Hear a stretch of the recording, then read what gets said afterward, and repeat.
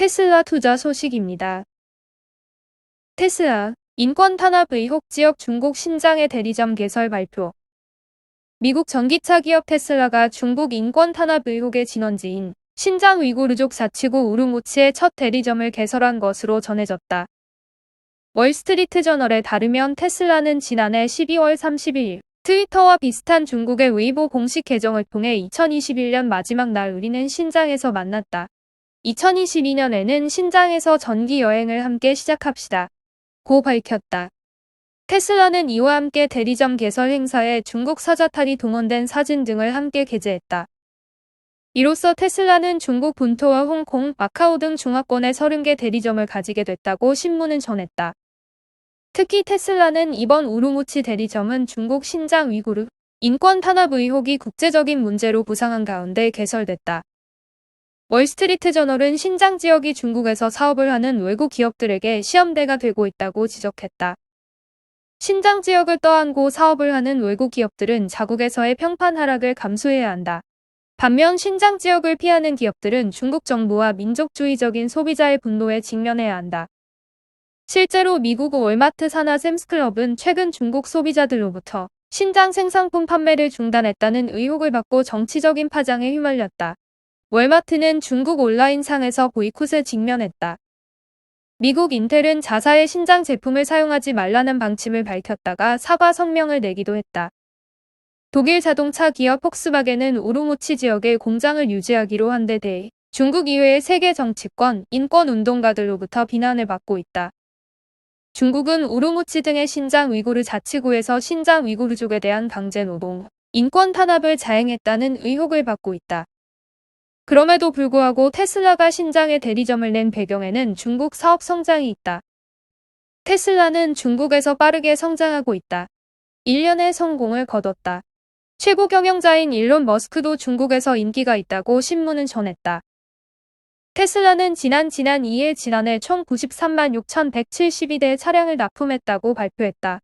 이 가운데 절반 이상이 중국 상하이에서 생산될 차량일 가능성이 높다고 신문은 전했다. 테슬라 두 번째 소식입니다. 테슬라, 소형 EV 해치백 모델이 예상도 등장. 내년 출시.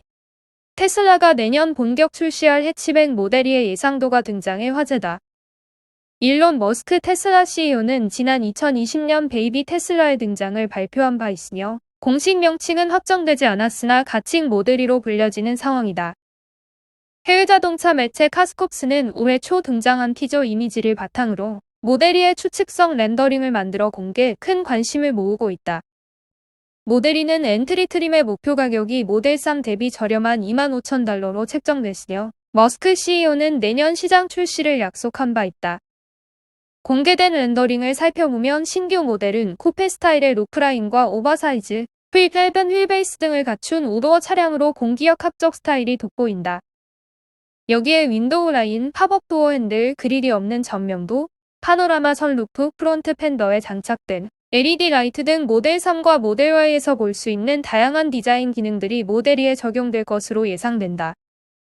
인테리어는 세로 방향의 거대한 인포테인먼트 터치스크린을 중심으로 테슬라 특유의 미니멀리즘이 그대로 적용되고 넉넉한 실내 공간을 제공할 것으로 기대된다. 테슬라가 기본 가격 25,000달러의 약속을 지킬 경우 소형 EV 해치백은 푸조 2-208과 혼다 E 슈퍼미니스 등 경쟁 모델 대비 가격 경쟁력은 물론 폭스바겐 골프와 같은 내연기관 C 세그먼트 해치백과도 어깨를 나란히 하게 된다.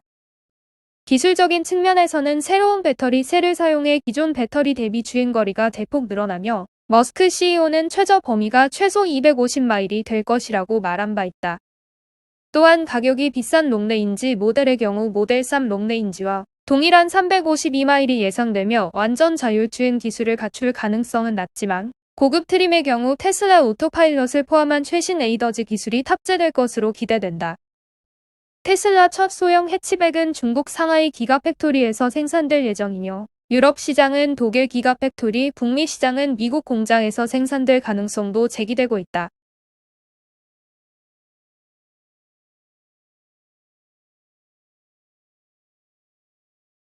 루시드 투자 소식입니다.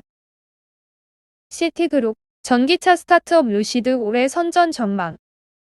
미국 금융회사 시티그룹이 전기차 스타트업 루시드의 올해 선전을 전망하며 관찰 종목에 다시 포함했다고 투자 전문지 배런스가 보도했다.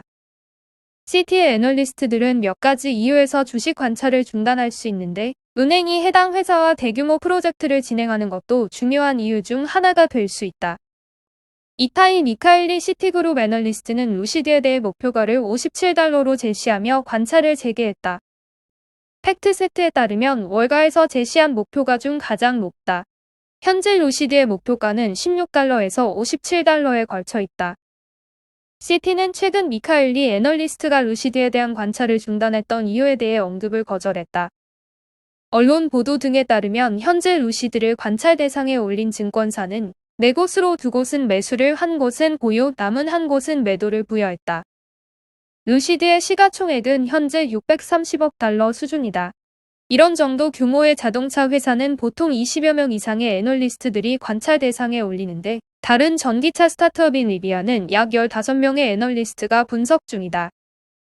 루시드와 리비안의 차이점은 루시드가 기업인 수목적 회사 합병으로 상장한 반면 리비안은 전통적인 기업 공개를 거쳤다는 점이다. 그럼에도 루시드를 관찰하는 애널리스트가 작다는 점은 이례적이라고 배런스는 지적했다.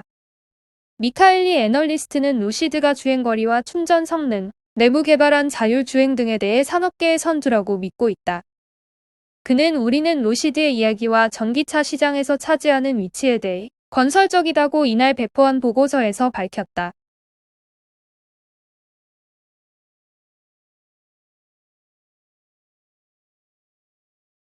애플 투자 소식입니다.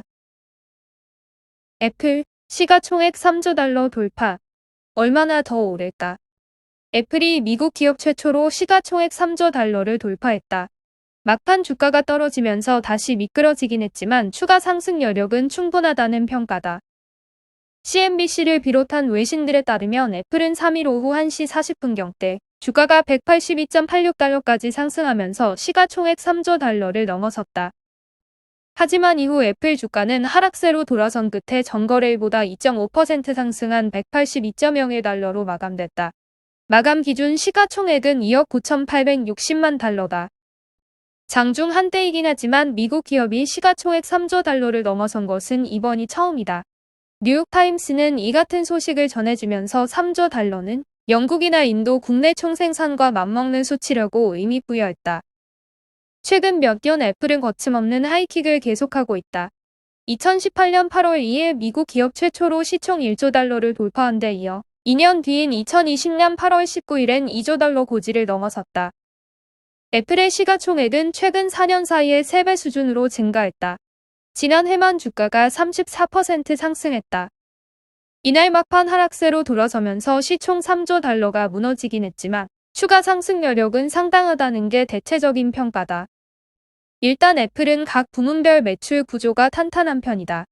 애플은 지난해 10월 마감된 2021회계연도 4분기 매출이 29% 증가했다. 주축인 아이폰이 여전히 강세를 보이고 있는 가운데 서비스 부문 매출이 25.6% 증가하면서 그 뒤를 탄탄하게 받쳐줬다. 2021회계연도 4분기 서비스 부문 매출은 $180억 였다. 이런 현실을 반영하듯 전문가들은 애플이 시가총액 $3조 안정적으로 돌파할 가능성에 무게를 두고 있다. CNBC에 따르면 모건 스탠리의 케이티 허버티 애널리스트는 지난해 12월 애플의 목표 주가를 $164에서 $200 수준으로 제시했다. 올해 출시될 것으로 예상되는 가상현실, 증강현실 헤드셋 같은 신제품 이슈가 주가에 제대로 반영되지 않았다는 것이 이 같은 전망의 근거다. 또 앱스토어 매출 역시 모건 스탠리 예상치를 훨씬 웃돌고 있다면서 추가 사승 가능성에 무게를 실었다.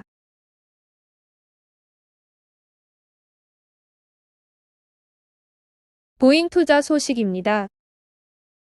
베트남, 보잉 737 맥스 비행 금지 해제. 베트남 민간항공국이 보잉 737 맥스에 대한 비행 금지를 해제하고 각 항공사들이 안전성을 평가한 후 베트남에서의 운항을 허용했다. 카하브의 이번 결정은 보잉 737 맥스의 제작사인 보잉이 두 나라에서 2건의 대형 항공사고 발생 이후 추가 안전 조치를 취했고 각국 항공당국의 평가 결과 안전지수 및 재운항 허가, 카하브, 항공안전위험평가위원회의 평가 결과 등에 따른 것이다. 보잉 737 맥스는 인도네시아와 에티오피아에서 각각 사고가 발생해 346명이 사망한 후 2019년 3월 전 세계적으로 운항이 중단 조치가 내려졌다. 지금까지 195개국 항공당국 가운데 178개국이 보잉 737 맥스의 비행금지를 해제했으며 이 기종은 360대 이상이 다시 운항되고 있다. 미국 연방항공청은 보잉이 설계를 변경한 후인 2020년 12월 이 기종에 대한 비행금지를 해제했고 유럽항공안전청 및 한국, 일본, 브라질, 호주 등도 보잉 737 맥스의 비행금지를 해제하며 재운항을 허용했다. 한편 2019년 2월 비에젯 항공은 지난 2019년 2월 보잉과 127억 달러 규모의 신형 보잉 737 맥스 100대 구매 계약을 체결. 2019년 4분기부터 2025년까지 인도될 예정이었으나 항공당국의 비행금지 결정으로 아직 첫 물량이 인도되지 않고 있다.